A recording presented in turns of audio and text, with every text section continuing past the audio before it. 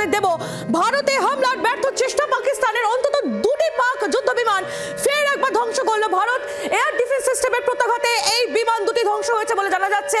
পাকিস্তানের অন্তত দুটি জেট বিমান, যুদ্ধ বিমান ধ্বংস করেছে ভারত। যে খবর পাওয়া যাচ্ছে অত্যন্ত গুরুত্বপূর্ণ, যে খবর আপনাদের জানাচ্ছি, অন্তত দুটি পাক যুদ্ধ বিমান ধ্বংস করেছে ভারত।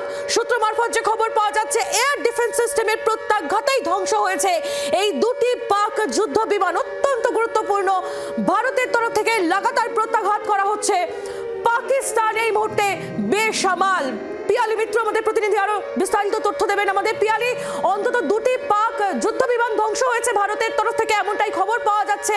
পাকিস্তানের এই দুটি যুদ্ধ বিমান সম্পর্কে কি আপডেট রয়েছে তোমার কাছে?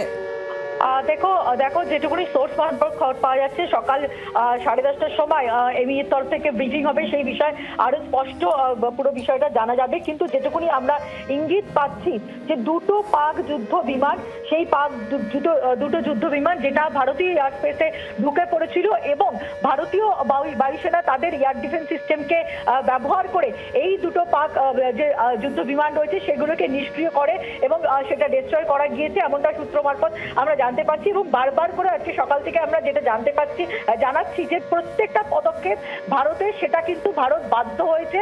তার কারণ লাগাতার ভাবে প্ররোচনা দেওয়া হয়েছে, লাগাতার ভাবে যে সিজ ফায়ার ভায়োলেশন করা হয়েছে, আর্টিলারি ফায়ারিং করা হয়েছে এবং তুমি জানো আর্ম ড্রোন ব্যবহার করা ছিল সিভিলিয়ান এলাকা, যে সমস্ত রিলিজিয়াস এলাকা রয়েছে এবং তার জেরে তুমি জানো যে একাধিক জায়গায় আহতের ঘটনা ঘটে এবং তারপরে প্রত্যাঘাত হয়। এবং এখন যেটা আমরা জানতে পারছি যে দুটো পাক যুদ্ধ বিমান সেটা ধ্বংস করা হয়েছে।